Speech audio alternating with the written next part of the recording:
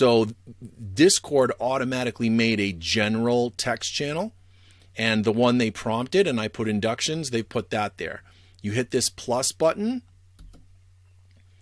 and see, they know that we just created the account, so they're doing like tutorial mode. So I click got it. And so now I can actually do it this time. I click that and I get a pop-up window, and it wants to make sure, do I want it to be a text or a voice? And you see in a text channel, you can send messages, you can put images, you can put GIFs or GIFs, however you pronounce it, emojis. Like it's your big interaction space. Voice channel, it's going to be you really hanging out in real time and talking. And you can even turn on cameras as well, even though it says voice. But when you're creating a new channel, that's the first thing. Do you want it to be text or voice? I've got the radio button here for text. Now I've got to give it a name. And so let's say in addition to inductions, I want to have a channel for our members to discuss sound equipment. And when you use more than one words and you hit the space bar, it's automatically going to hyphen in between the words.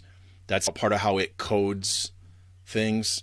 And then the last thing is you can make it a private channel, and then not everyone can have access to it. So that's another, we'll talk about that more later, but you think about if you're doing special VIP access or things like that, you can have channels that are private that people have to earn the right to be in. And that's where you get into deeper functionality later. We'll talk more about that later, but you can do that. For now, I'm only going to set up public channels. I hit create channel and it sticks over here on the left. So now we have a sound equipment channel. If at any point, let's say you get to a point where you've got 15 channels here and you're very order minded and you're like, I want them to be alphabetical, you can grab them by clicking and holding down, and you can pull them and reorder them. See how I just moved sound equipment above inductions? So you can reorganize them as you wish. And if at any point you need to make some changes, the gear icon lets you edit the channel as well. So if at some point you want to go in and change additional stuff, you can change the channel name. You can leave a description so that people really know what the channel's about. You can actually put like a speed regulator that controls how fast people can comment in the thread.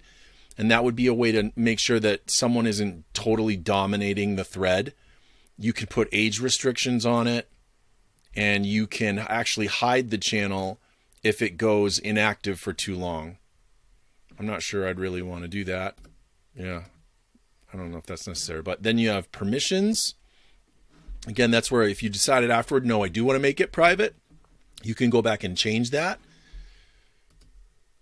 There are advanced permissions. You can give the people in your Discord server roles. You can give people different levels of status, and we'll do more about that soon.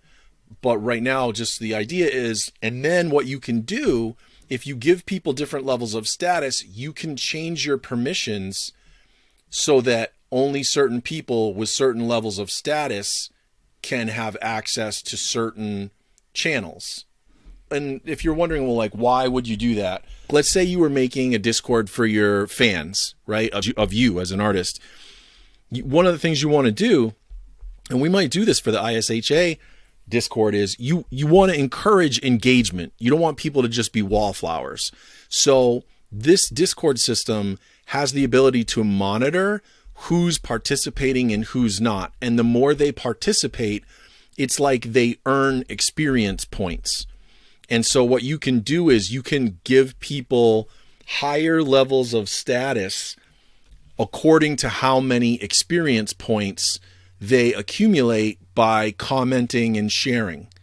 And so what you can do is you can make like special channels that don't unlock until you get to level 3.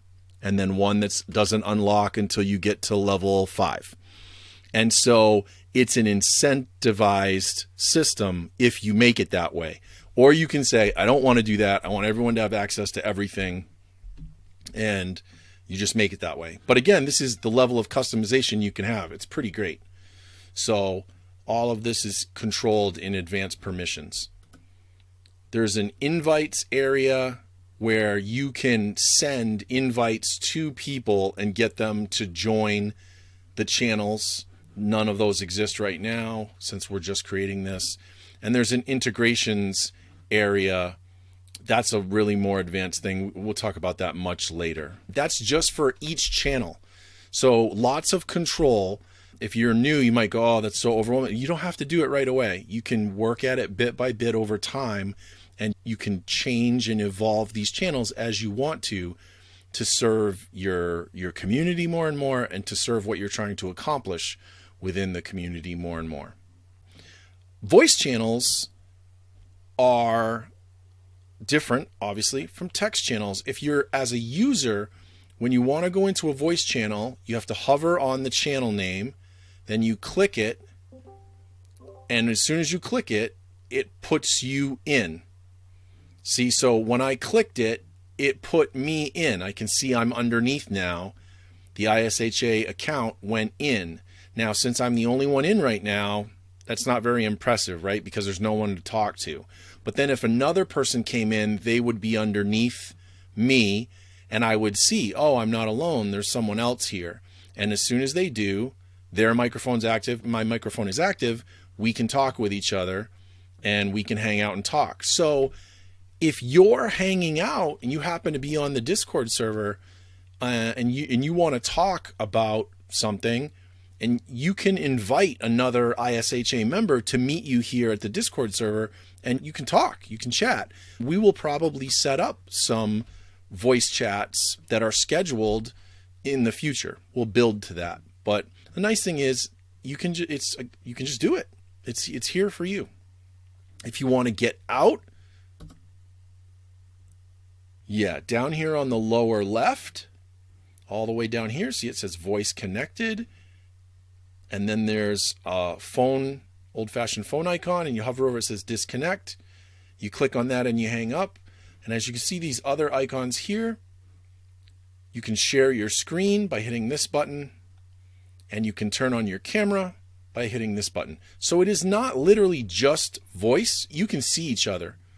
You can be on camera and see each other and have real conversations with each other. Whether you just want to do voice or voice and video is up to you.